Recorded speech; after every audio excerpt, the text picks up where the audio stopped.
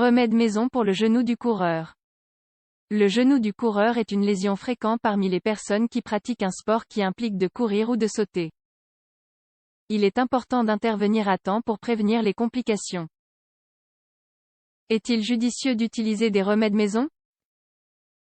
Le genou du coureur, ou le syndrome de douleur fémoro-patellaire, est une douleur qui peut apparaître à la suite d'une lésion, d'une faiblesse musculaire, d'une surcharge ou d'un traumatisme. Son nom, précisément, est dû au fait qu'il s'agit d'une maladie commune chez les sportifs dont les disciplines impliquent de courir et de sauter. Les symptômes, qui comprennent une douleur légère dans la partie avant du genou, augmentent en courant, en montant ou en descendant des escaliers, ou en restant assis pendant de longues périodes. Ils peuvent également s'intensifier lors d'actions consistant à s'agenouiller ou à s'accroupir. Même si ce problème semble léger, il est important de consulter un médecin ou un physiothérapeute afin d'obtenir un diagnostic précis. À partir de là, le professionnel peut déterminer s'il est nécessaire de mettre en place un programme de rééducation, des médicaments ou, dans les cas plus sévères, une chirurgie. Cependant, il existe également des remèdes maison qui peuvent être utiles pour calmer temporairement la douleur. Toutefois, il faut garder à l'esprit qu'il ne s'agit pas d'une option de première ligne et qu'ils doivent être réservés pour les cas légers. Quelles sont alors les différentes options? Remède maison pour le genou du coureur. Selon une information publiée dans Open Access Journal of Sport Medicine, l'approche clinique du genou du coureur doit être individualisée.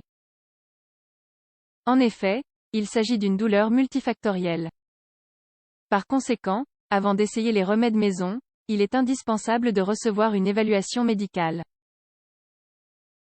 Le professionnel peut effectivement déterminer l'origine de la douleur à travers un examen physique, des radiographies, une tomodensitométrie, ou une IRM.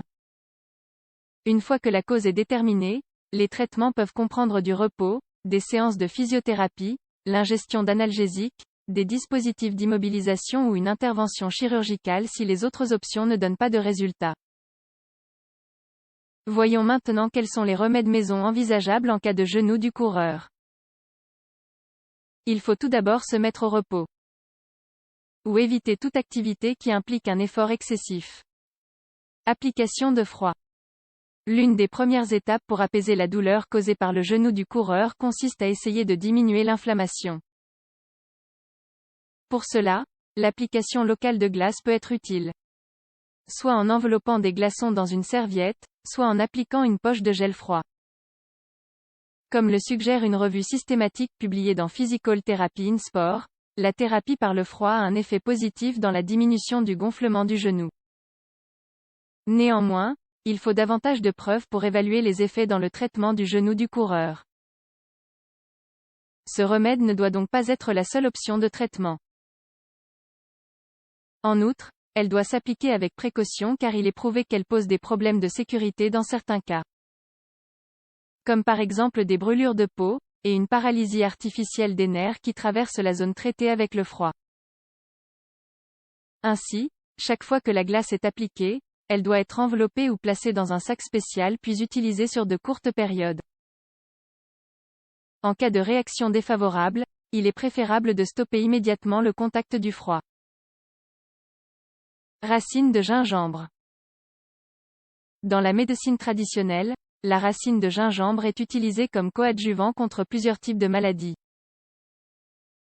En fait, de nos jours, la littérature scientifique a pu étayer bon nombre de ses propriétés.